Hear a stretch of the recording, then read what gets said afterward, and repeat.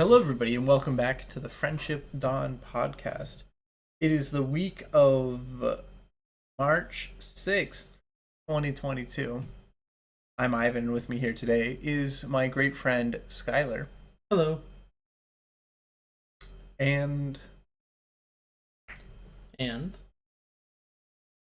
We're gonna do card of the week. Are the gears turning? You wanted to show me a I certain feel like, card. well, no, I feel like there's more to the intro, but I don't know what the intro is. Yeah, I hit Scryfall random before you showed up. Oh, you did? Yeah. I thought you wanted to show me a specific card. The Boxing Ring land? I guess, yeah. I mean, that card looked sick. That looked like a sick random card to talk about. I mean, we can just talk about this later after we talk about Renegade Doppelganger, one of the first rares I ever opened. Wow, really? Yes. Oh, that's so cool. It costs a generic and a U. Uh-huh. It's a creature shapeshifter. Pretty cool art, honestly. From Rise of the Eldrazi. It's great art. And it's a 0/1 shapeshifter.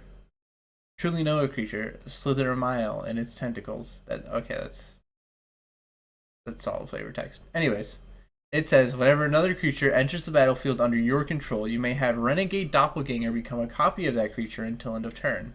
Wow. If it does, it loses its ability for the rest of the turn.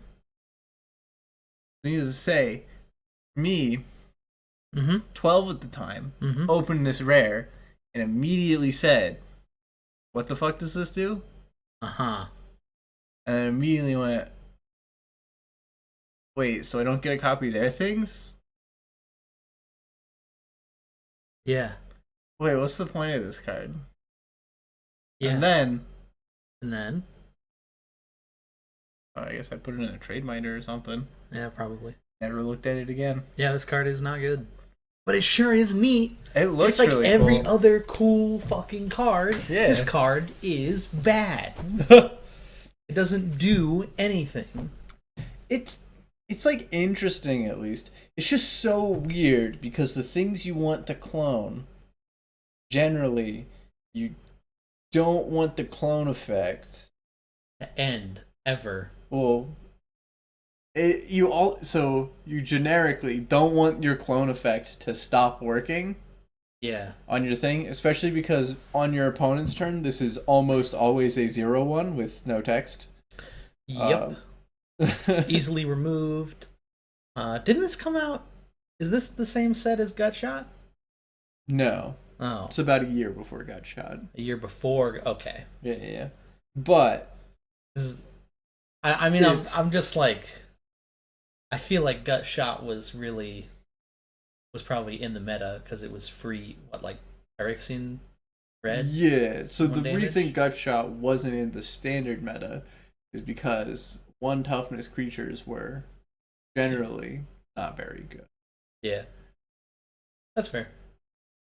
But to be fair, that is because the thing that people were doing was casting Stoneforge Mystic and putting Batterskulls onto the battlefield.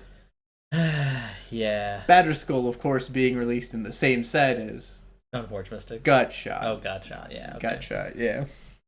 I guess Gutshot's more of like a storm card anyways. Yeah. Also released in the same set as Batterskull and Gutshot is Deceiver Exarch. Which spawned. Which has... And Splinter Twin was in the same set as Renegade Doppelganger. Wait, really? Yeah. Oh, that's so funny. So, Deceiver Exarch combo was in Standard. Standard? Yeah. Oh my god, did they intend for that? No, almost assuredly not. I cannot... Okay. If they did, I would be surprised. It is also surprising that also, happened. Jace the Mind Sculptor was in that stand. Like, that standard was kind of a mess. You're right. Yeah. Wow, what a nightmare. What a good time to get into Magic. Oh, yeah, dude. I had this sick Elves deck. Yeah? I play red because Lightning Bolt's a good card. And my opponent cast a Deceiver Exarch. I looked at my Lightning Bolt. And went... Well, shit. Yes. Exactly. It was a fun time. Anyways, this card seems like unplayably bad. Like, Yeah, absolutely. I have nothing to say. Oh, sorry. I do have another thing to say. Oh. Both you don't want your clone effect to end, have a dead 0/1 on your opponent's turn, and also the best things to clone are things with enter the battlefield abilities. Yep. So this thing checks all of the boxes of being a bad clone. Yeah, being a bad clone. Yeah. That's too bad. Want me to segue into the best clone? What, Phyrexia Metamorph? No. Clever Impersonator? No. Huh. Phantasmal Image. Oh, Phantasmal Image. Costs the same amount of mana, but it's always a clone. Yeah, it's always a clone. It is just 2 mana clone. Yeah. And the downside doesn't exist. Sorry, Phantasmal Image, for viewers at home, is a 1/U creature illusion, 0/0. You may have Phantasmal Image enter the battlefield as a copy of any creature on the battlefield, except it's an illusion in addition to its other types, and it has, when this creature becomes a target of a spell or ability, sacrifice it. So the reason that the ability doesn't matter... The downside, you mean? Yeah, the downside doesn't matter. Is because if your Phantasmal Image is becoming the target of a spell, it's normally going to kill it anyways, because people don't normally just put giant growths in their deck. So you just kind of have a 2 mana. I will say you found some pretty silly ways to. I have been on the receiving end of being like, what do you, my Phantasmal Image is just dead because you gave it lifelink with Heliod? I don't think. Oh, is it target creature you control? Yeah, Oh. I think you cannot with Heliod. There are funny things you can do though with Jet and shit. Heliod, Suncrown. Oh, no. Yeah, another target creature gains life. Okay. You can. It felt really familiar. Yeah. Like Jit just one shots it. You can't equip your Phantasmal Image, which is sometimes a problem in cube draft, but most constructed decks are not. I do remember a very niche scenario in Standard in which someone had a Birds of Paradise in play, and their opponent needed mana, so they Phantasmal Imaged the Birds of Paradise, right? Yeah. And then passing back, the birds dies at some point, and then the only creature left on the battlefield is the Phantasmal Image of the Birds of Paradise. Yes. So the opponent, who has a sword in play, casts Phyrexian Metamorph on the Phantasmal Image of the bird, making it an artifact creature illusion clone. Like, yes. Oh my god, that's so funny. Tries to equip the sword, and then the judge goes, no. No. Your creature dies. Yeah. Yeah. Anyways. That's hilarious. Phantasmal Image goes really great with a card called Lord of the Unreal, which is a really weird lord. So, Lord of the Unreal That's is too bad. UU creature human wizard from M12. It says illusion creatures you control get +1/+1 and have hexproof. So they can't be the target of spells or abilities. Your opponent's control. Yep. Yeah. And it's a 2/2. So there were like this set had like 4 or 5 illusions that were just like decent creatures, right? Like there's Phantasmal Bear was one of them, which is just a U2/2 with the illusion ability, right? Yeah. There was a 4 mana 5/5 with the illusion ability. There was a generic lord called Adaptive Automaton, which made itself an illusion and buffed all your illusions. Okay. But the real funny thing about Lord of the Unreal is that he's not an illusion, right? Sure. So his text says illusion creatures you control get +1/+1 and hexproof. Yeah. Doesn't specify other. Why would it? He's not an illusion. So if you play a Phantasmal Image on your Lord, it gives itself +1/+1 and hexproof. Yeah, that's very really cool. funny. Anyways, moving on. That seems really powerful. To the other card of the day. Ziatora's Proving Ground is the name. Oh, shit. Yeah. It's a Triome. Allied Triomes coming back. And they have cycling. Yeah. Did the other Triomes have cycling? Yeah, they had cycling. For 3? Yeah. Wow. They were these cards, but for enemy. For wedges, and these are shards. Okay. Yeah. Wow. So this is Zeorta's Proving Ground. I like this art way better. Ooh. Wow. Zeorta's Proving Ground. Some sick art. Yeah. I like that border. Yeah. There's all of these have 3 different versions you can get them in. Neat. And then these are the lands of the set. Okay. I mean, those are pretty cool. Yeah. Some nice full art lands. Yeah, they're like kind of steampunky too. Like, I like these. Yeah. I think they're pretty sick. I love that mountain. Yeah, that mountain's fucking amazing. I meant the one to the left of it where too much is going on. Oh, I do not like that one. I like the giant pillar of skyscrapers that also lights like up the sky. Yeah. Those are a couple of great lands. Yeah. I'm like really hit and miss on some of them. Right, like this swamp I don't like. Oh yeah, the swamp is nothing. Don't like this mountain. I can see why people would hate that fucking mountain, but there is something about it that I love. Yeah. And I'm normally not the kind of person that's like, oh, I love it when too much is happening. I love listening to 4 songs at the same time. That's what that land feels like. Yeah. They're also doing the ally colored ascendancies, which is a different cycle from Konstantark here. What's an ascendancy? It's an enchantment that costs blue, white, shard colors. That costs 3 colors specifically, and it's an enchantment, and they generally do pretty powerful stuff. Things I can't remember if because that +1/+1 counter on all your creatures and planeswalkers seemed pretty good. Yeah. I mean, yeah, that Bant Ascendance is pretty good, right? But like they do things is the problem. What? So Abzan Ascendancy has an ETB effect that puts a counter on all your dudes. And whenever a non-token creature you control dies, you make a 1/1 spirit with flying. What's the problem with that? There's like the Simic Ascendancy. Oh, well, that's not an Ascendancy. Yeah, that's not part of the Ascendancy cycle. Sorry, there's no problem with these cards. The thing is that they're just all different. The only thing that's the same is that they are all enchantments that cost 3 pips of different colors. Sure. Right? Like Jeskai Ascendancy, Seems like famous combo piece, says whenever you cast a non-creature spell, creatures you control get +1/+1 until end turn. Untap those creatures. And whenever you cast a non-creature spell, you may draw a card. If you do, discard a card. Wait, what's the combo? How's that a combo piece? Oh, you just have a mana dork and you just cast like Ponders and shit over and over again.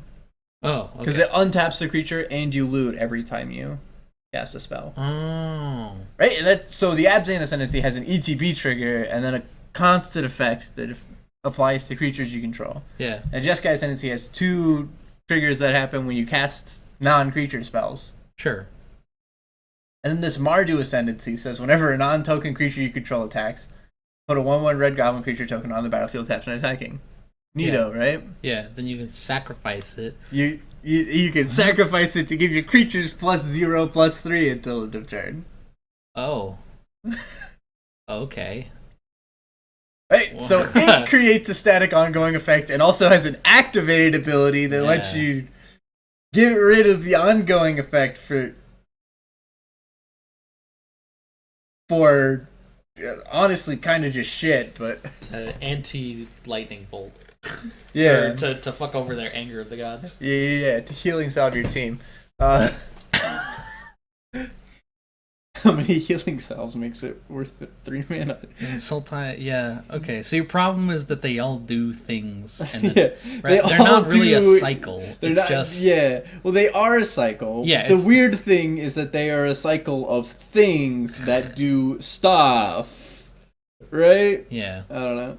Like Temur Ascendancy has 2 static abilities. Do they do that are kind of unrelated? What? I mean. Wait, no, it's just whenever you cast non-creature spells. No, Temur Ascendancies, Jeskai Ascendancies are related. Oh. Temur Ascendancies both mention creatures. Creatures you control have haste, and whenever a creature with power 4 or greater enters the battlefield under your control, you may draw a card. Yeah. But they're not. Those aren't really... It's not like creatures you control have haste whenever a creature you control attacks. Yeah, well, it's not... So the Jeskai Ascendancy one are both triggers trigger on prowess, which was the guild mechanic for Jeskai, right? Okay. Team of Your Ascendancy, the guild mechanic was power 4 or greater, but it just gives all your creatures haste. Yeah. I don't know. It just feels weird, I guess. Beginning of your upkeep, Surveil 2, I think, is what Sultai Ascendancy does. Put any number of them into your graveyard. Rest back. Yeah. Yeah, Surveil 2. Yeah. That's weird. Sultai's mechanic was Delve. Huh. I'm glad that wasn't a problem. I mean, I'm glad Delve became a fine mechanic that people like. it only got banned in a few formats. What? What's wrong with Treasure Cruise? Treasure Cruise. And those were the only problem ones, Dig actually. Through Time just Ancestral Recall? Or is Dig Through Time... What is Dig Through Time? Dig Through Time is look at the top Top seven seven. and Wait, put what's 2 Treasure into your Cruise? hand. Wait, what's Treasure Cruise then? Ancestral. Oh, Yeah. Okay. Sorry, it's Ancestral, but it costs 7 more cards in your graveyard. No! Oh no! How am I going to put 7 whole cards into my graveyard? Ugh. Boy, that's gonna be a chore. 1, 2, 3, 4, 5, 6, 7. Okay, just a recall. To be fair, Ancestral is an instant. Treasure Cruise is a sorcery. Oh no! I have to draw 3 cards at sorcery speed. Yeah. So a weird thing that people were saying about these triumphs is that like Whoa. Oh yeah, these are the guild symbols Yo. on the triumphs. That's sick. I don't like these ones. I prefer these ones more. Mm, This art style though Very- on yeah, this that's- special Broker's Ascendancy, I really like that. wait, really? I hate it. Oh, okay. I can't tell what's going on. I don't know. It's I don't know how to explain the art style. Yeah. So I'm gonna move It's on. abstract. Yeah. So people are upset that, or I guess not upset, but they're like, now all these triumphs have specific names. So they're gonna reprint lands. They don't normally give them specific names, right? Mhm. That's why the shock lands are like Blood Crypt. Mm, You could find a Blood Crypt on every plane, right? sure. But you're not going to find a Rakdos Carnarium on every plane. That'd be wild, Yeah. right? Same with Yeah. a Raffine's Tower. Yeah, Yeah. Raffine's towers, Yeah. Spara's headquarters and stuff, right? These are very Yes. specific to the plane. Which means But yeah, and people are like, why would they do this if the other ones weren't specific to the plane? But that really annoys me because the other ones are specific to the other plane. Because Indatha is a place on Yes. yeah.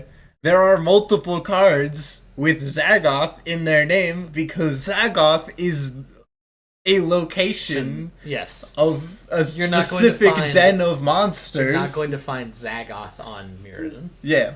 Really funny you should mention Mirrodin because this segues into another pet peeve that I have. Oh my god. So, there's a card called Sea Chrome Coast, right? Sure. The Sea like, obviously this is a Mirrodin thing, right? Yeah. Mirrodin specific place. It's part of a cycle too with like Razor Verge Thicket. Yeah. And yeah, the Razor Verge actual place on Mirrodin. Yes, actual place on Mirrodin. The Zendikar Rising expeditions have these lands in them. yeah. On Zendikar. Oh. What? I don't get it. Wait, Look- can you have razor? Is there razor grass on Zendikar? I guess. There's also apparently a luxury suite What? on Zendikar. I mean, that's not too. You do admit it's a little weird. They just wanted to reprint the cards, man. Like, Yeah. come on. Yeah, I mean you're right. You're really gonna be mad that Wizards reprinted some cards? It's just like the flavor. There's Chrome on Zendikar now. Like, It just looks like it's grown. I'm just saying, if they don't reprint Black Cleave Goblins in the next Zendikar set, because now it is confirmed the Black Cleave Cliffs are on Zendikar, so of course they should have. You're not typing. There you go. Yep, I realized they should have the Black Cleave Goblins too. Uh-huh. Which apparently don't exist. Black Cleave Oh. Goblin. a 2/1 with haste and infect for 4 mana? Yeah. You want them to reprint this card? Yes. Okay. In Zendikar. Okay. I want them stick to their guns. Yeah. Okay, cool. Good luck with that. Anyways, want to move on to the weekly work? Sure. So, how has full time been? Yeah, so I'm full time now. And I've sort of reached the point where what I just less and less things stand out to me. Like do you want me to tell the story about the guy who was upset that another player wasn't playing basic strategy and then didn't hit on his 16 against the face? Or do you want me to tell you about the other 4 people that did exactly that? Or you bring up a good point. Or do you want me to tell you about the person who was like, "Oh, I don't like regular blackjack. I like Spanish." I don't know. I think so. Obviously, not given the fact that I want to make money, because if I am gambling, I don't want to make money. I feel like Spanish is the game I would prefer to play. I don't want to sit next to people who play Spanish, though. Yeah, I don't want to sit next to anybody in the casino. But if all tables were dead, if you had a casino all to yourself, if all tables were dead, and I could only play blackjack, I would want to play Spanish. You wouldn't want to play free bet? No. Okay. But to be fair, triple doubling is so much fun. My problem with free bet is that I don't like all the gold chips and how annoying they are to keep track of. Fuck, they're great. And also, it feels really bad to push 22. Yeah, right? But if you bet on the side bet, it's fine. That's the other thing. All the side bets have really high odds on the other games, which means they never hit. Mm-hmm. When I'm betting on the suited match, of course, 10 on the main, 10 on the side. Oh my god. No, fuck that. But you know what I mean, right? Yes. If I do bet on that side bet, there's at least some reasonable chance that it will hit. So I'm more excited about that side bet than the chance of getting 100 to 1 on $1. You're more excited that the most you could earn is $33. $33 to your $1. Or sorry, $18 to your $1. Well, you more consistently get it, and so you can bet more because you more consistently get it. I've probably paid out the same. It feels like I have paid out the same amount of mini royals as I've paid out double suited matches. Well, yeah, but I'm not aiming for double suited matches. Sure. Right? My point is that it is more likely for me to hit consistent, I guess. I don't know. I just think it's more fun to hit, the big, cool side bets, the straight flush on That's Sultai. why I would play carny games instead. Yeah. Instead of blackjack. Yes. Yeah. Okay. But since blackjack, you have to consistently be betting for a long amount of time. The reason I would want to play Spanish is because of the double doubles and the triple doubles. Also, that's the only reason I would play Spanish. Wouldn't play the side bet. I've got a 5, you've got a 10, double. I've got down, a 3 baby. double. Oh no, another ace. Oh no, what am I gonna do? Double. It's so fun, dude. It's the best. I don't care what you have. I'm going to look at the stacks of money that are increasingly large. It's so funny. Look at my cool big stacks. Reminds me of something someone said in crafts class about roulette, where there's people who just take big stacks and put a big stack on red and a big stack on black, and then yes. Yeah.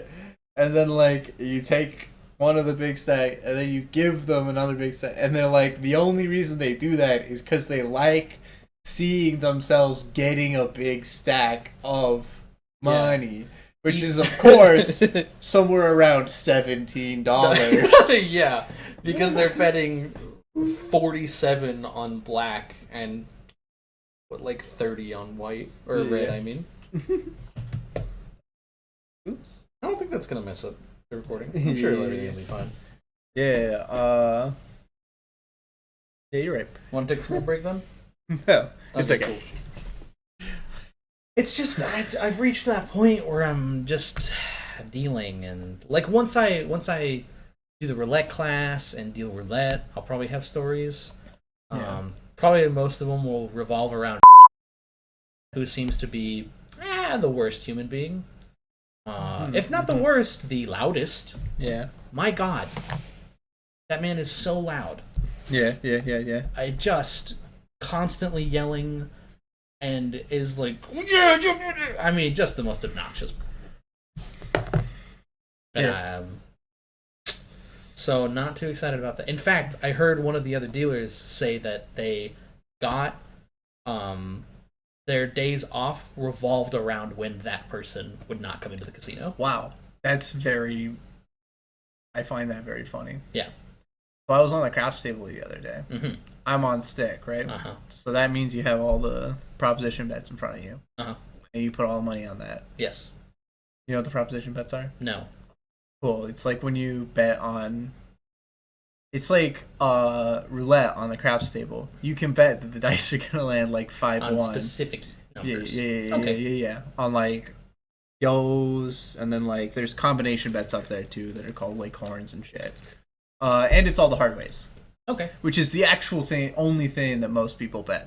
Okay. So anyways, I'm on stick, and then one of the players says, "Hey Ivan, $1 Stromboli," and then throws me a chip. And then I grab the chip, and I'm like, "Cool." And then I look over to my shadow, and I'm like, "What's a Stromboli?" And then they're like, yeah. And then I don't know, man. And then the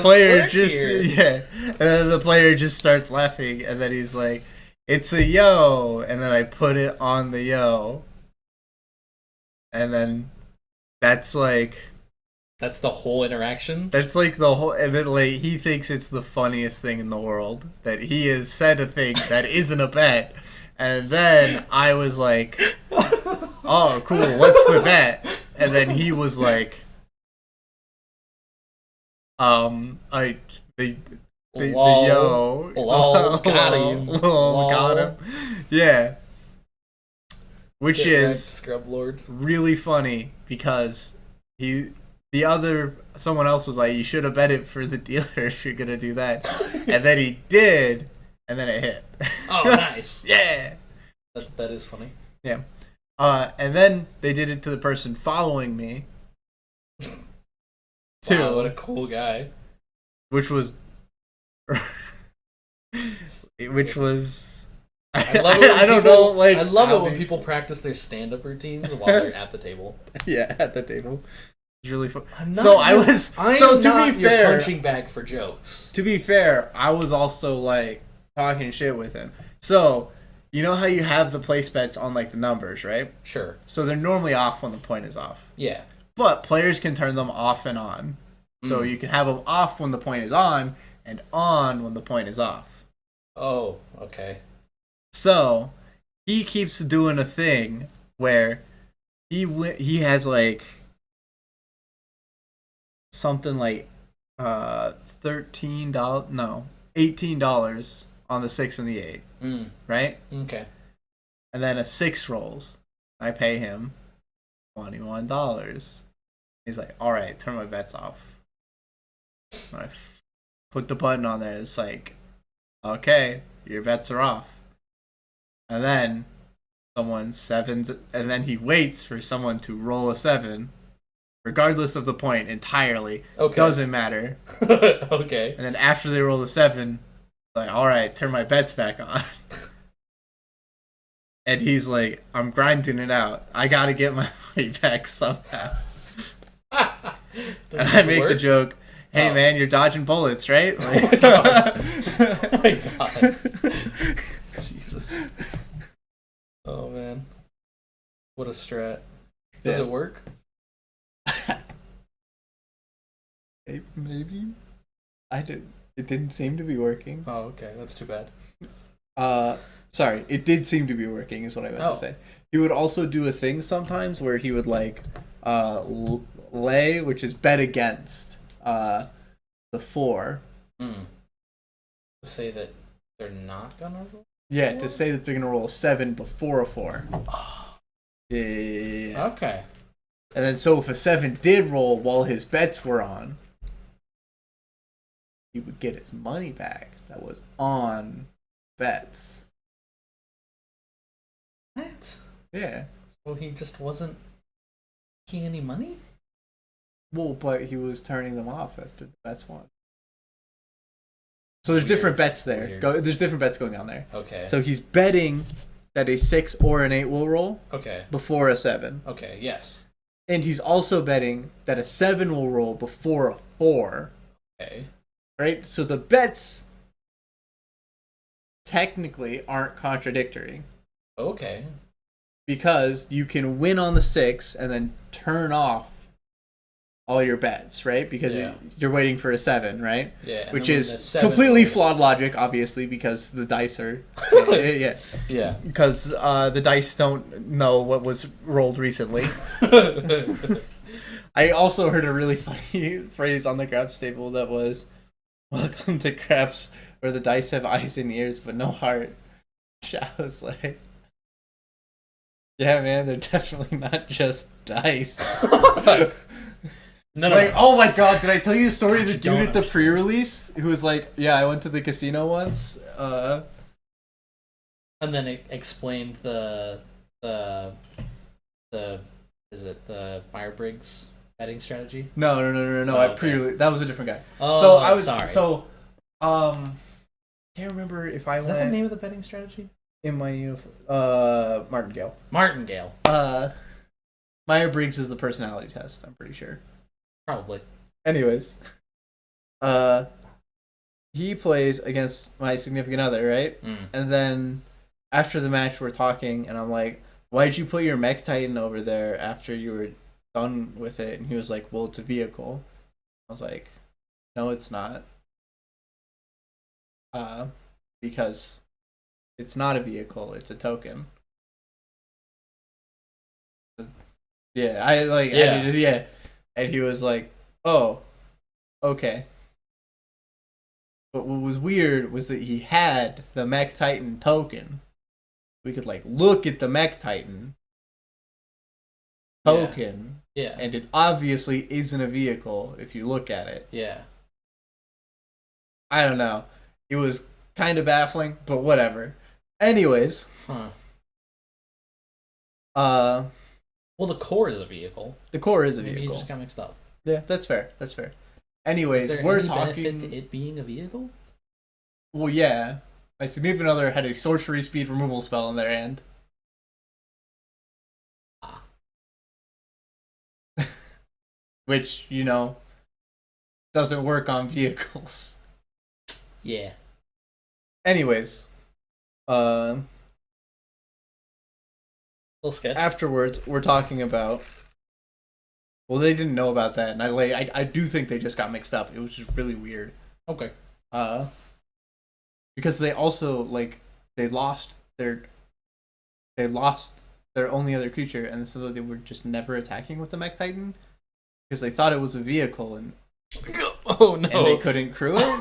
Oh no. But it doesn't have a crew Poor- cost, so I poor don't know fool. what they're Yeah. like. Yeah. Well, they thought the crew cost was 10. No, they thought it was 2. I think. Oh, like the Mech Titan core? Yeah. Oh, they probably thought it got the crew cost from the Mech Titan core. Yeah, something like that. That makes sense. Yeah. Anyways, That's hilarious. we're then talking afterwards, Okay. and it comes up that I work at the casino, Mm. and of course, Grady is there, and Grady also works at the casino, and we're talking about this stuff, Mm-hmm. and then he's like, "Pretty sure the casino rigs it," first time I went in there, I made like $500. But every other time I've went in there, going with $100, leave with nothing. And then my immediate thought was like, be like, oh yeah, you're right. I'm the dude that follows around people who are new to the casino and then hits the buttons on the slot machine or tells the dealer that they're a new person and so they have to win. Yes, you have told me this story before because I responded with the thing about my parents. Oh, yeah. That's fair. I don't remember the thing about your parents. Is it the odds on the wall or? No, it's my parents were convinced that if you get a the casino gives out cards for like a yeah. I do remember this. Okay. Yeah. But you didn't preface it with your parents. Oh. Yeah. Yeah, my parents were like, yeah, if you get a card, we're pretty sure they like let you win some. If you like get a card and you start playing. It's so weird. I don't know why everyone thinks the casino is cheating. It is probably a small form of cognitive dissonance. Because what they don't understand is the casino isn't cheating. It's just the casino has made the games in a specific way. It's not that the casino is cheating, it's that the casino is winning.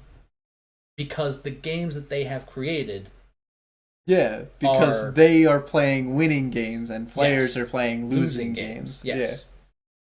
Yeah. Right? I think it's just a misunderstanding. Yeah. Right? And then rather than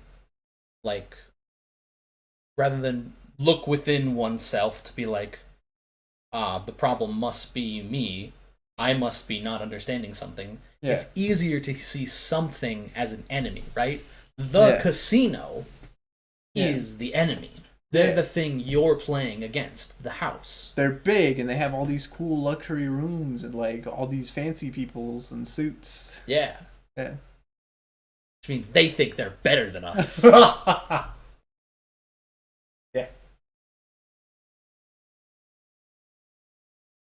Apparently floors have to wear ties now. Aw, that's too bad. Why? Because one of the floors has like a tuxedo suit. Yeah. And wears like a little bow tie. I think he looks like really good in it. Oh. They can wear bow ties. Oh, but they can't not wear ties. Not wear ties. I mean, which means they're supposed to look professional. Yeah, which means that dual rates can't just put the jacket on over their uniform. Which is kind of upsetting because that's what I wanted to do. Yeah. Oh no! And now you have to invest in like a zip-up tie or something. I think I have a tie. I don't know how to tie a tie. So. Oh, it's pretty simple. A zip-up one from Walmart. Just guess. I mean, yeah, I could look up a YouTube video on how to do it. No, you just zip it up. Oh, okay. Yeah. That's the solution. Me too. Like, why do the analog labor that our ancestors did when we have generated technology that zippers that they did not have access to? Because the clientele that we are serving is from that generation. The clientele we are serving are not from the age of the dinosaurs. Are you sure about that? I mean, some of the floors are, but that's besides the point. Oof. Oh man, I love fossil fuels because I almost was one. Because those are my friends. Oh damn! All right, everybody, we're gonna take a quick break, and we'll see you after the ad. Nice. Snapping the fingers in the microphone is probably a bad idea. I mean, you can always just cut it out. You want to give it one more? Hello, everyone. Taking a break from the podcast to tell you all to subscribe to the Patreon at patreon.com/IvanTT. That's IVANTT.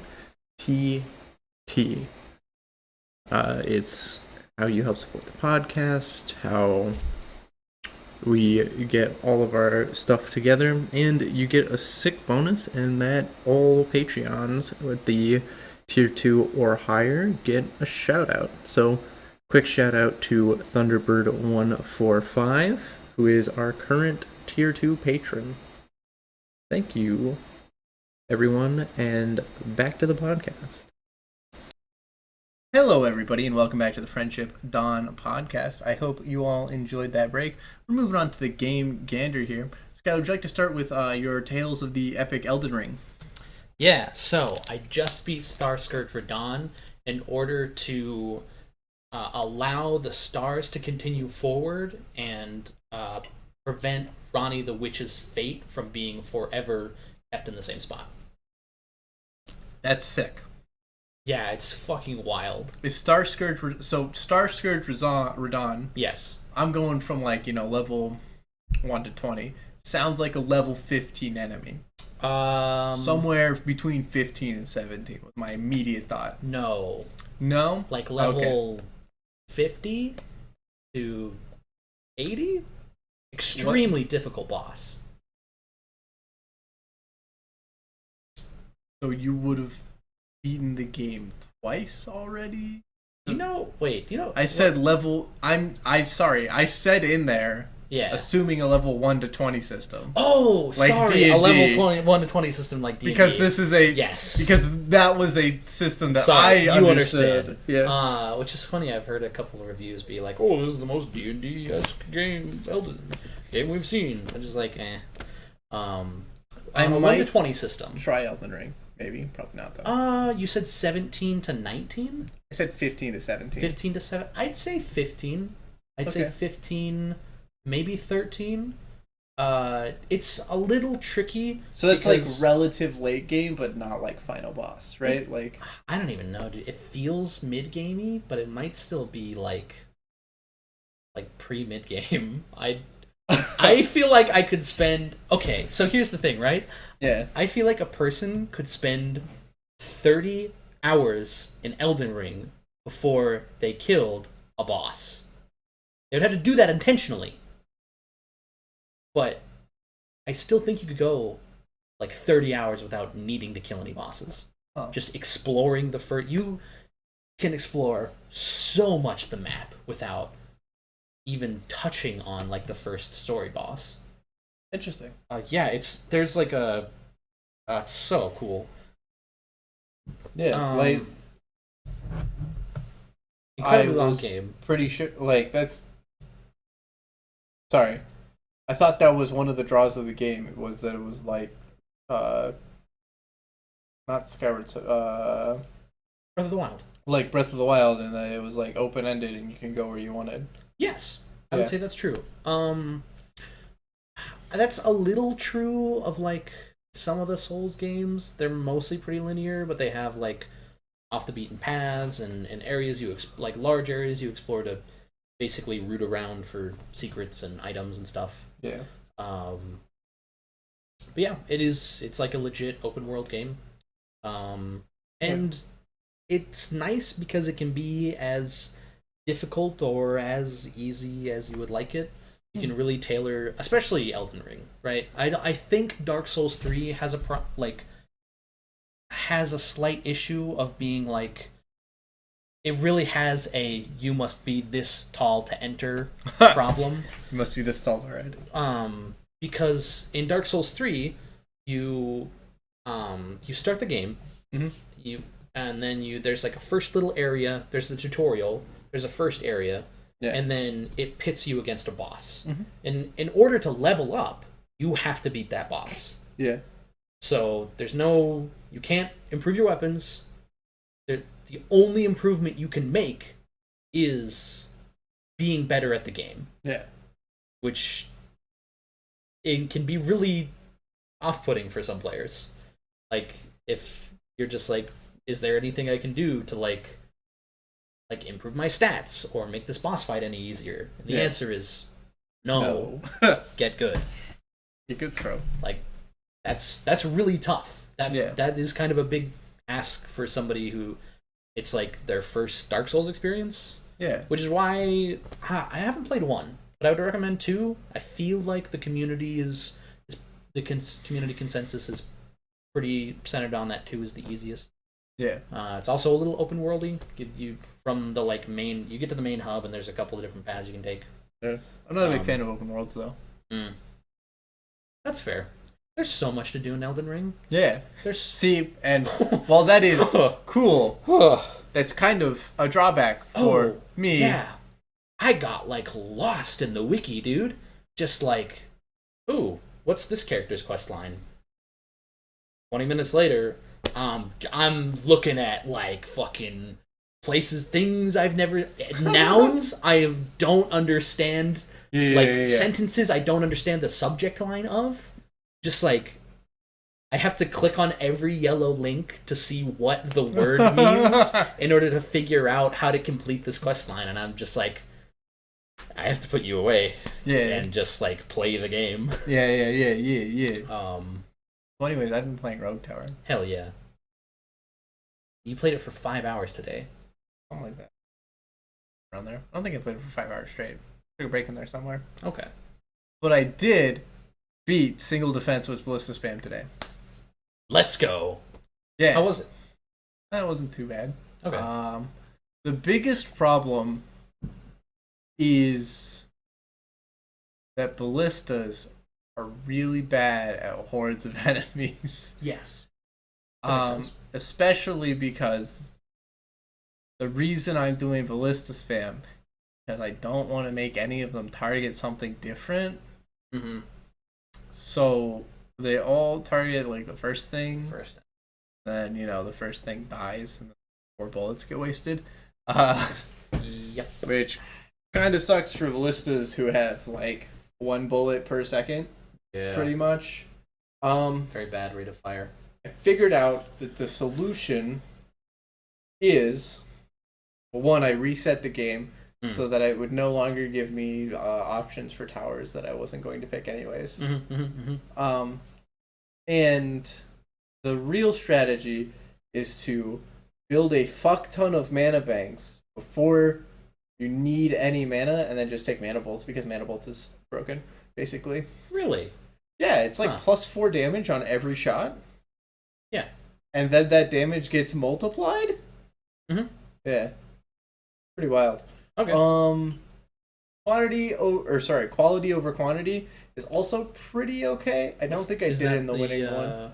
Yeah, so that's they the crit chance. Yeah, that increases the crit chance. So but if lowers their base damage by 1. Yeah, but lowers their base damage. If you're just doing ballistas, you get 45 plus crit chance from 3 copies of advanced ballistics.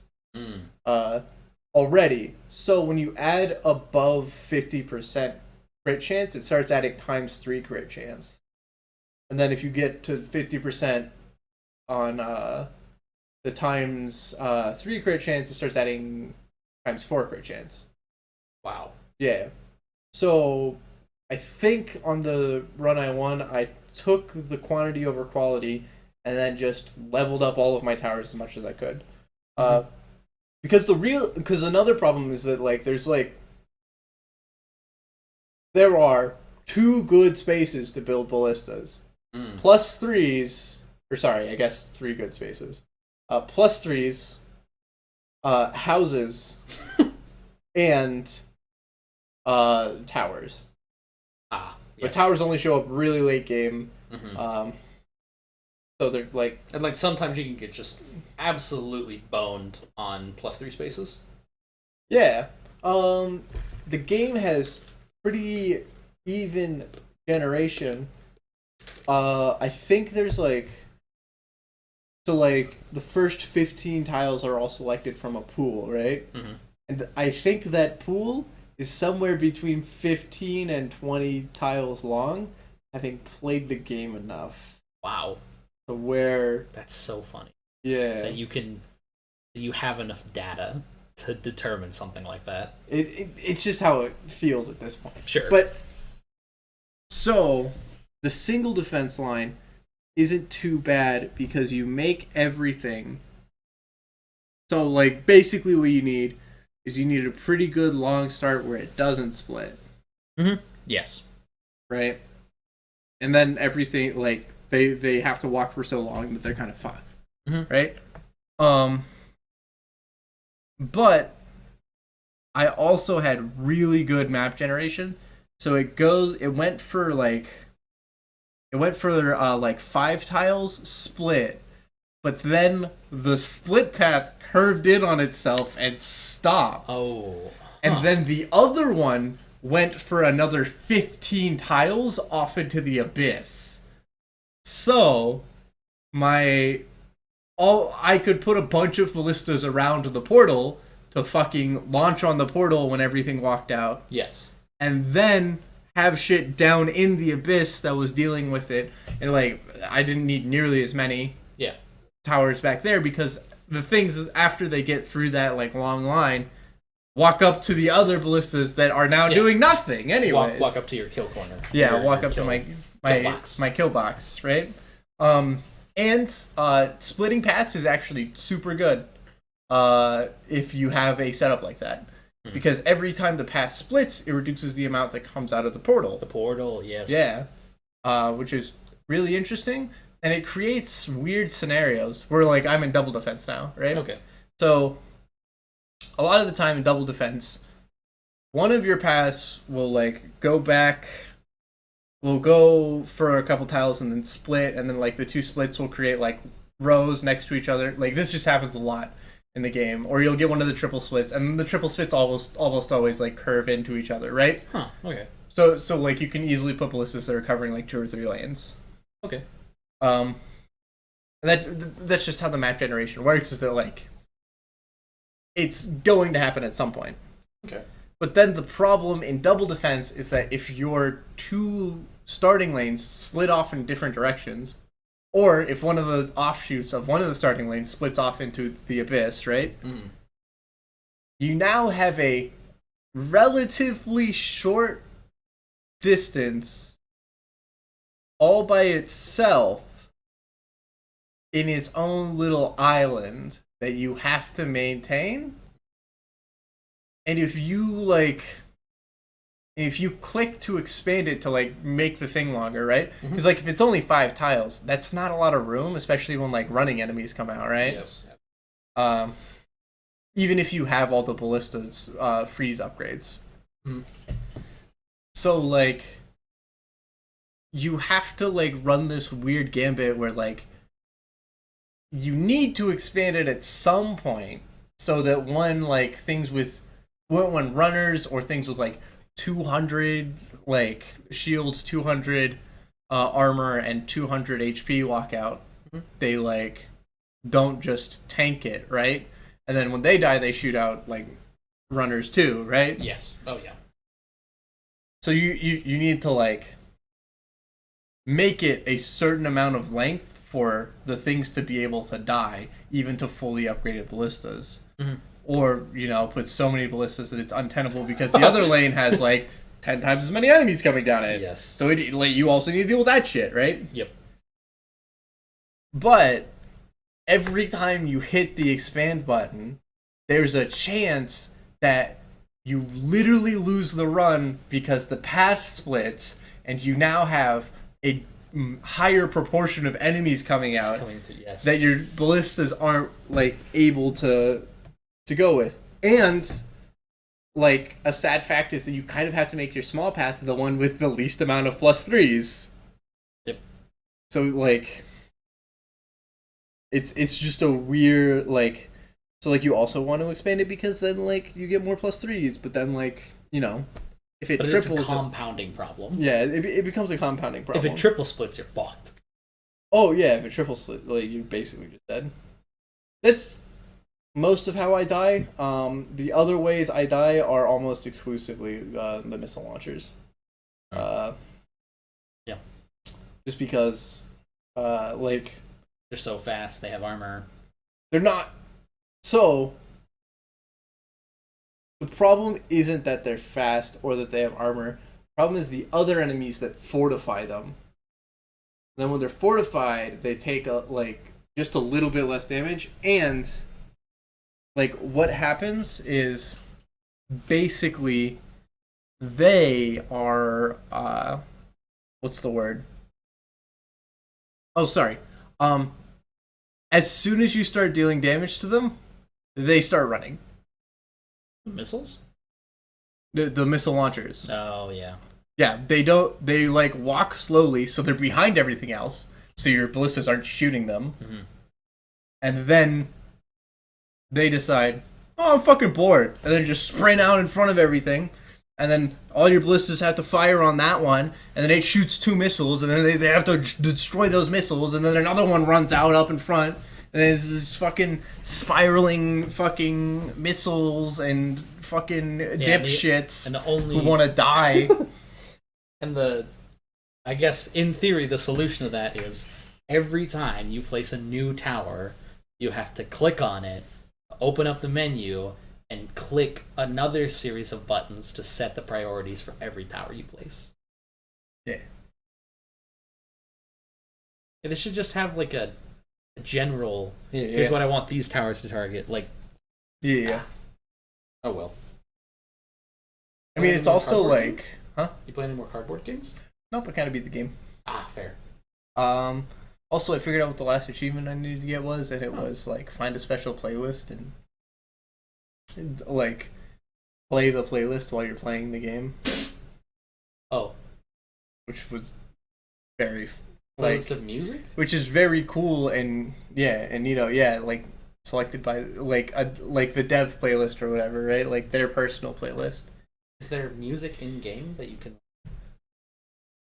Yeah. So the game requires you to mute the game and then play in the background the dev's personal playlist from like Spotify or something. Yeah.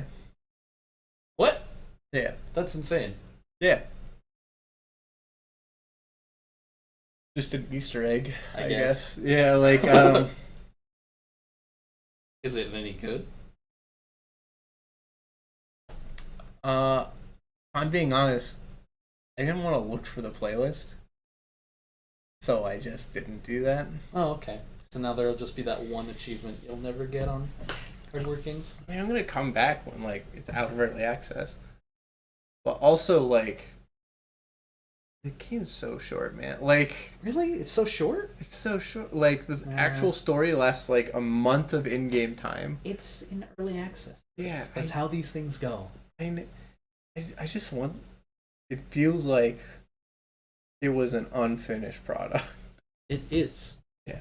It is an unfinished product. Yeah, but the credits roll. Yeah. I don't know. Yeah. That's how early access games work. Sorry. I felt better about Alina of the Arena because it told me there's no ending yet because the game isn't done. Yeah. But thanks for playing.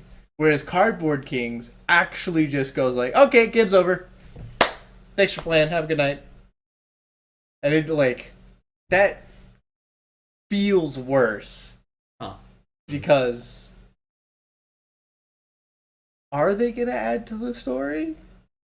Is it? Because the credits rolled already. Well, you've gotten to the end of the story of where they have it right now. Yeah. So they still have to give credit to the people that worked on the game. Yeah. That's fair. This is how these things go sometimes. Yep.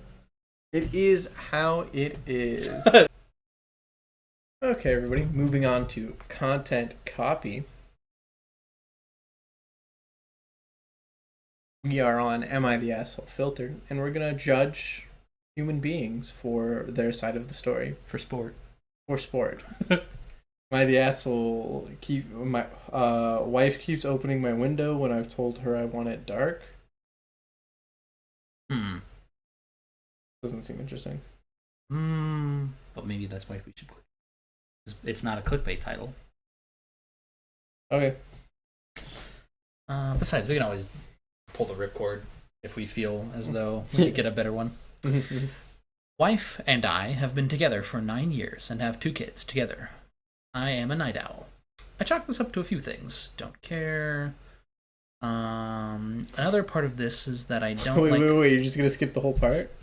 Well, I don't care why they're a night owl. It's probably the same reasons I'm a night owl. I'm I like introverted video as hell games. and love my alone time. Being up in the middle of the night until around 5 a.m.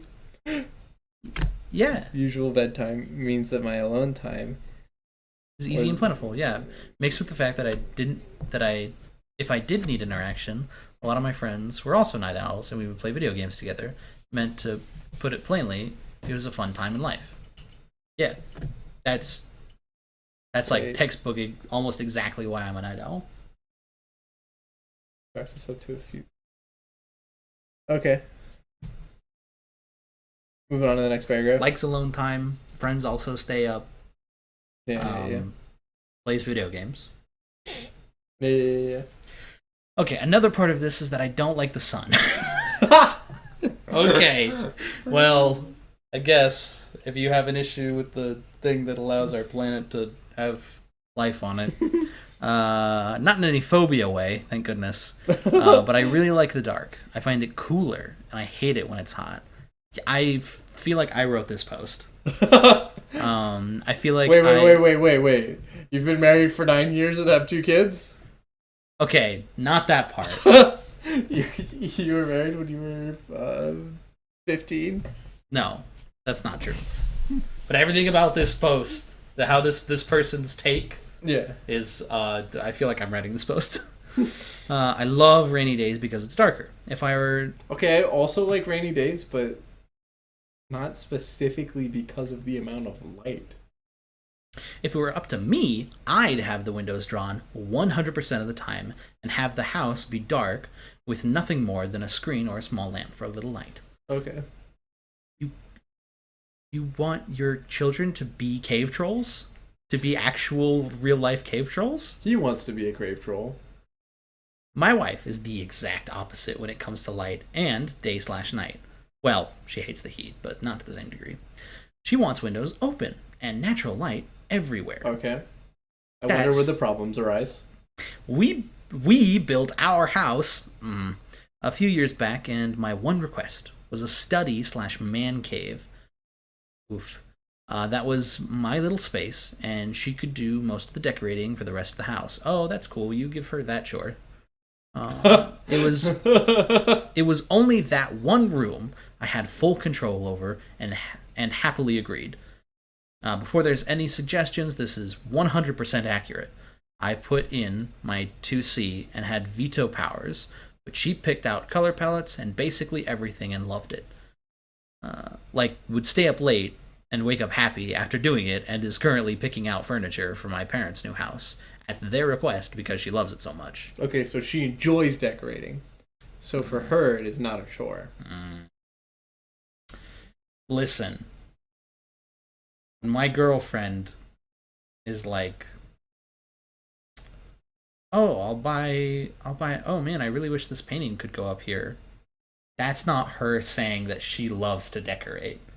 That's her saying that she wants me to put up the painting so that it look. I could see where the original poster is like, oh, she loves to decorate, when the wife maybe likes decorating. Yeah. But maybe wishes they didn't have to decorate the whole house. Maybe I'm wrong. Yeah. So I filled this room with basically everything I ever wanted as a child, but could never either afford Pinball machine or justify. I love it. Is there supposed to be never mind. Well, no, that's Either the afford. things that are put in the Yes, room. or Yeah. justify I love it. Yeah. Sorry. I could never either afford or justify I love it. Wait, what? Oh. So I filled this room with basically everything I ever wanted as a child, but could never either afford or justify. period. Period. I love it. Okay, there isn't the period there. Yes. Okay. At the end of the room is a, I'd say 1 by 3 or 1.3 by 0.9 window at the far wall. I don't know what that means. What are That could mean those? anything. What are those numbers, bro? What is No that? inches, 1.3 no- pineapples high and 0.9 apples wide. Like those numbers could be anything. Those could be miles. Yeah, this is why you need units. This is why You units know, literally like in exist. your science class, when the teacher was use your units. Yeah. How else am I supposed to know what the fuck you? Yes. That was for this kid. This kid Yes. failed high school science class. Is because this they- window a millimeter tall and almost a millimeter wide? Like, what is it? or is it a micrometer tall? Or is it a yard tall? Like, ugh. Like, is this like the size of like you put a nail into the wall He didn't and then even took like. it out? It's about the size of like a like. It has to be. It's about the size of. It's got to be meters, right? Could be inches. No, feet. No, inches is too small. Feet. I think feet is too small. A feet's too big. Wait, it's not meters. It can't be meters. It might be centimeters. Windows are big, dude. You got a big. You got a big window in your.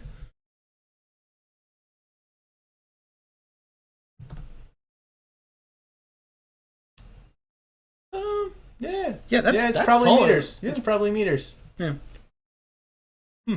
Interesting. Oh, that's right. I was like, 70 meters per hour is so fast though.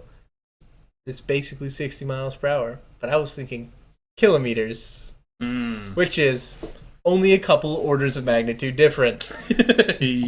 Yes.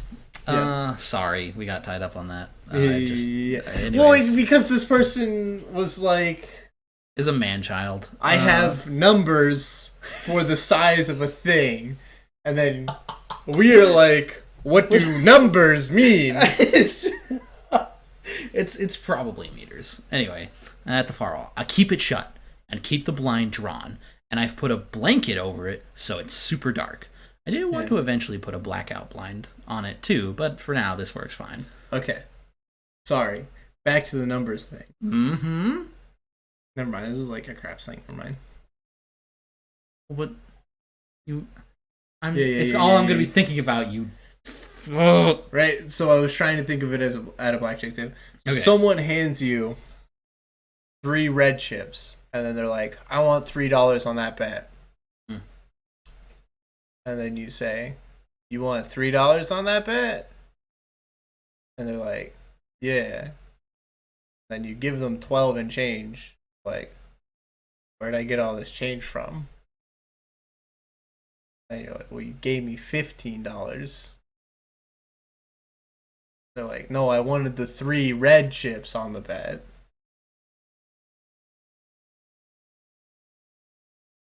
I see.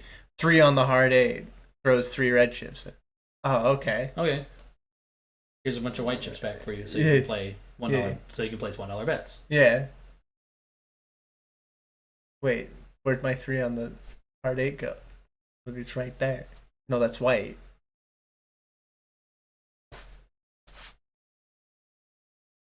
What? This is why you need units! Yes. I This want- is why you need units. Yeah. Cool. So he makes it so that his room is Vanta Black. Yes. He wants to live in Vanta Black. The only thing that he wants to generate light is the computer screen that is ahead of him. Or a small lamp. That's right. I forgot about that. Yeah. Right. Or a small lamp. A small lamp is fine. Or a little light. a little lamp. Yeah, like you a put, nightlight. you put like a nightlight in. Yeah. Yeah. That's not bad. That's... Did you want to continue reading, or shall I? My wife keeps taking the blanket down, pulling up the blind, and opening the window. The opposite of everything I want in life.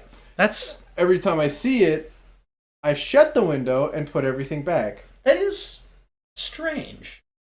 Yeah. It's like, why? I've asked her not to. It's my little space. She has control over everything else in the house. That's my spot, and I want it dark. And honestly, I want to have this the me smell. The me smell. The me smell. It's not a room I want guests in. I shut the door when others are around. but she keeps doing it. I finally, after asking maybe 5 to 10 times, raised my voice and told her to stay out of the room and to stop doing what she wanted in what is my little room. Okay. There is more to this, and maybe it adds more context. But so far, what seems to be happening, I don't know the age of the kids, but is that they have successfully procured a house together. Yes. Obviously, they didn't build it; they paid contractors to do it. Obviously, yes. But That would be insane. they have created to their specifications, and in the specifications, Poster was like, "Oh yeah, can we get a room that's just for me, where I hang out, for me, right?" Mm-hmm. And then Poster comes home every day, says hi to the wife, to the kids, goes into their room, plays video games for 4 hours, and is gone. Is gone. Fucking gone. Comes up for dinner. He didn't cook. Oh no. He did not entertain the kids at all. He didn't do anything might have to gotten help the DoorDash. kids. Might have gotten DoorDash. Might have gotten DoorDash or Uber Eats. Yeah. Didn't but definitely didn't help the kids with their homework. Mm-hmm. Oh god. He was too busy making sure no light rays got through that, Through that tiny big window they accidentally put in his room. Yeah, why not just ask for no window? If you want it that dark, why not just fucking... You could just get a shit like... Oh my god. This also, I feel like this... Okay, so I did read a little bit past that thing to see her response, which is, I don't have my little part of the house. Oh, yeah. Read it. Okay, she countered that she didn't have her own little room, and I told her that we spoke about that when we built the house, and she said our bedroom could be her little space, as I don't do much more than sleep in there, and she said that the bedroom was enough. Okay. We didn't talk about this enough. Yes. This was not... Fundamental I don't even think that's the thing. They've set up this weird, like, what he assumes is an equal deal, right? He says, I'm getting small bubble of control, you're getting huge bubble of control. Obviously, I'm getting the worst end of the deal, so I should have more freedom. This is a fundamental problem with how owning a house should work. Yeah. Right? Like, you're not dividing the house like a cake, and I get a smaller piece so I can do whatever I want with the cake, and you get the bigger piece and you do whatever you want with your piece of the cake, and then we eat our cakes. Yeah. It's a building you have to maintain, and it's live both in. of your responsibilities. Yes. The whole house. If the plumbing goes out, you're not going to fix the plumbing only in your man cave and then expect your wife to fix the plumbing in the rest of the house. Yeah. That's insane. Yeah. And this is it creates... where I really wish they had put their age. I'm going to guess, I'm going to say 30.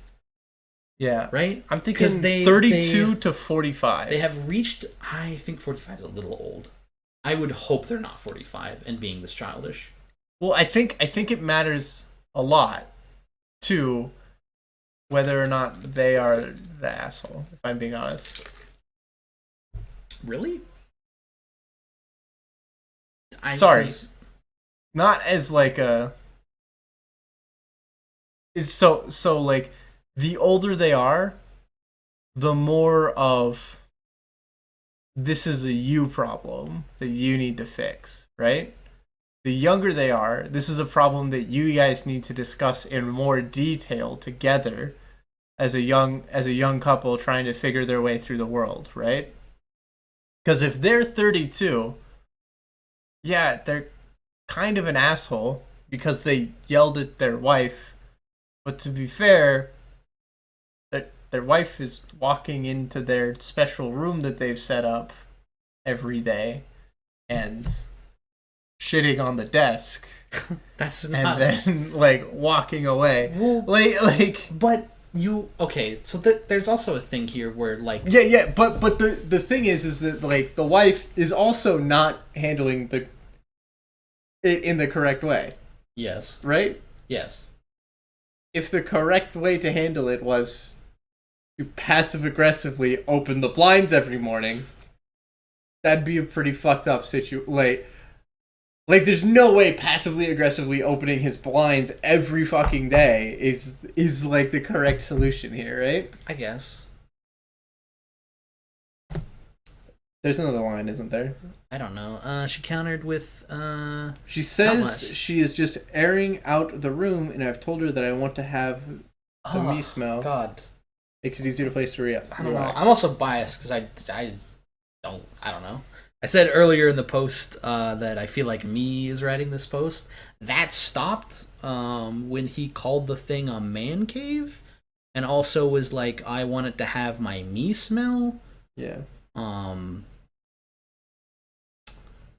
Also, I probably wouldn't like. I don't know. It's such a fucking. I don't know. She says she's just airing out the room. Also, I'm pretty sure the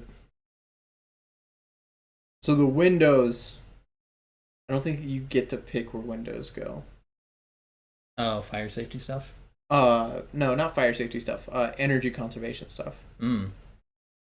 So like, windows are typically set up in a way in modern buildings, at least, to like reduce the amount of energy that your house uses. That's fair. Right.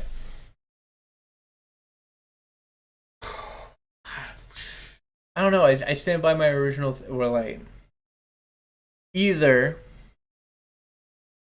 So the verdict on this one is that he is the asshole, but I kind of feel like it's an everyone sucks here. There it is. That's what that's what it's called. ESA, right? Because the wife isn't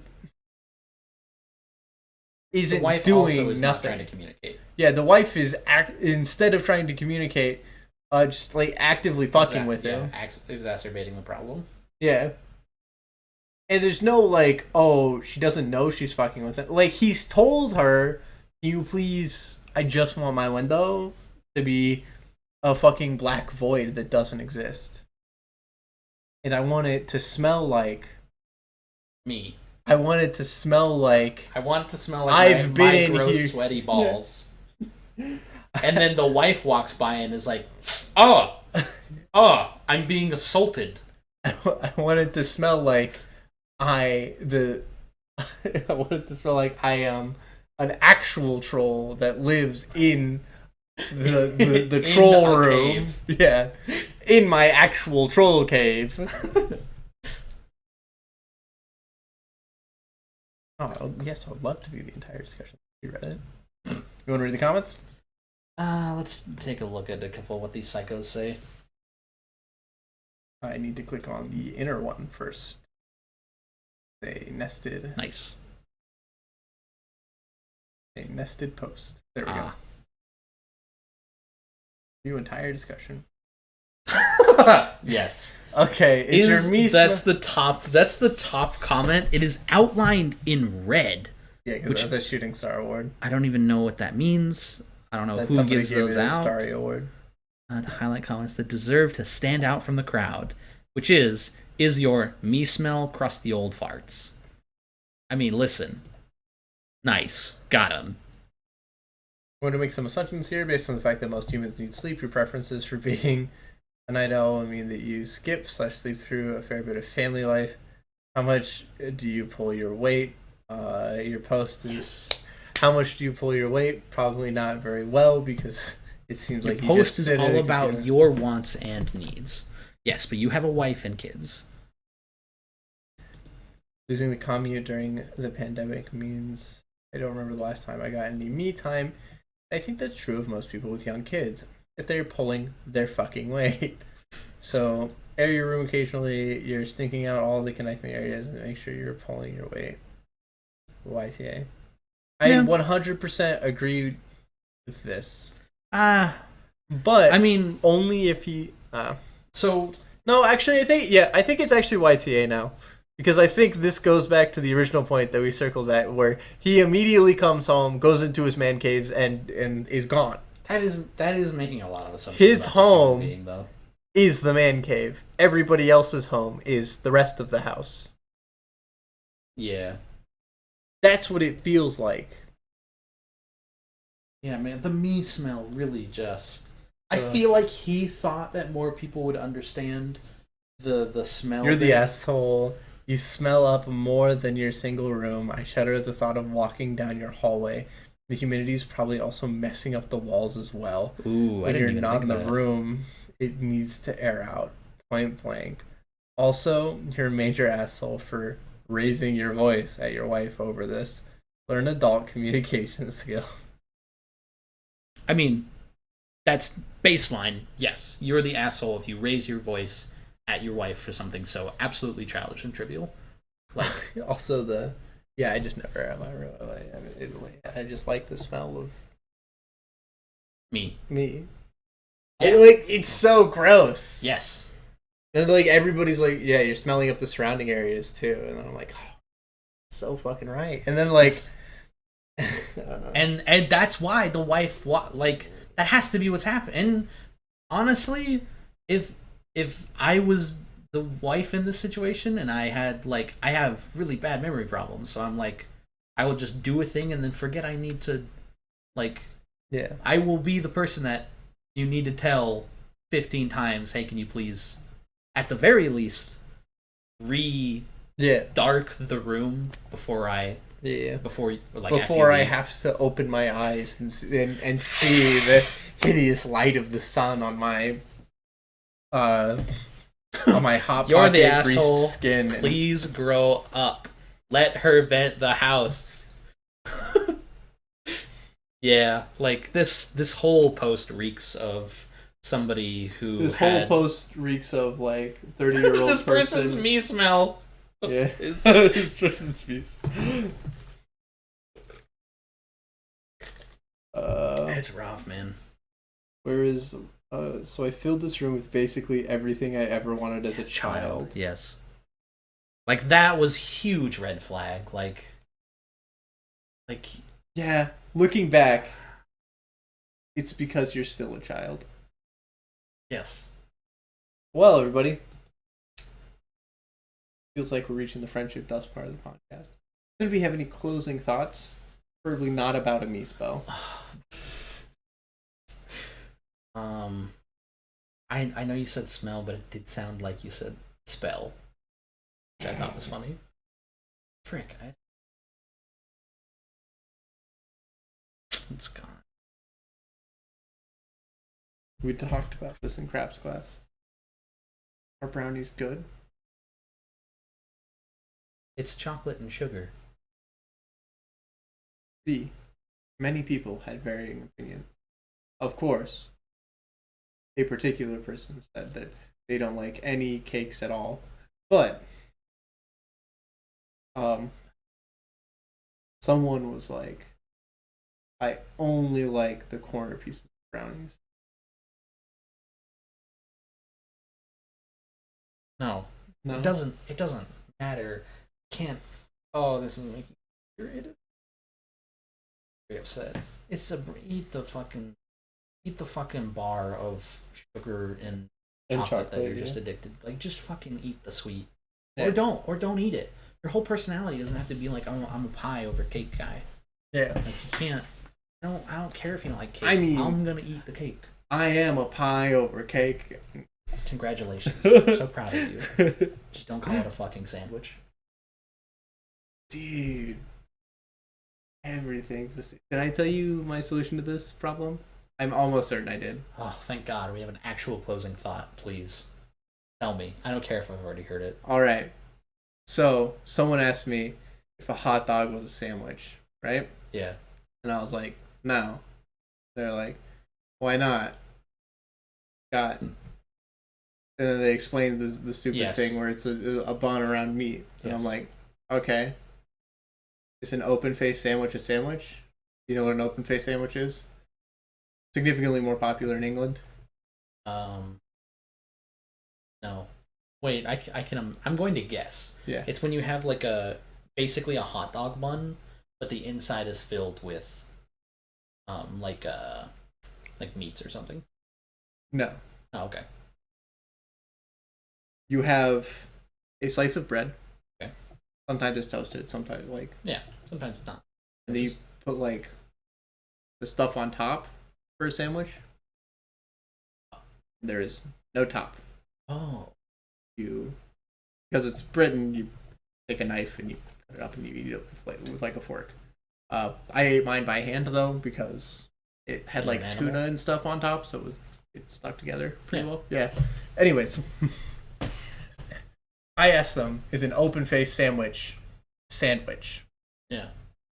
And they go, well, first they go, "What's an open face sandwich?" And then I explain Yes. it to them, right? Obviously. Yes. And then they're like, no, because it doesn't fit the qualification of having two buns and a thing of meat in the middle. Then I say, but it's called a sandwich. It's literally a sandwich. So I think your qualification system needs some work if you're not calling sandwiches. And there's an argument that spawns off of that. I don't want that. I'm just going to report, no, I call it a hot dog. Like the rest of humanity. What did they say to that? Nothing. That's the point. No, what did they say to the sandwich thing? Well, then you argue back and forth about what a sandwich is and isn't. And Like, then okay, they're you're wrong about they're wrong about what a sandwich is. well, yeah, and then they're like, well, no, an open face sandwich isn't a sandwich, and then you're like, okay, well, if sandwiches aren't sandwiches, then it doesn't matter, right? Do whatever you want, and then or they're like, well, and then they try and figure out another thing that's a sandwich but not a sandwich, and then I go, was it called a sandwich? And then they're like, no, and then I go, well, then it's not a sandwich. It just really It's feels... just when they try really hard to quantify why something is a sandwich. It's just really easy to be like, have you heard of an open face sandwich? Because that doesn't fit your qualifications for a sandwich. And it's called a sandwich, so weird that it's called open face sandwich? Yeah. Just the sandwich on the top part. should call it toast. Alright. There's Have a no good way night, that got on everybody. the podcast. They should call it toast instead. There we go. You can edit that in. Have a good night, everybody.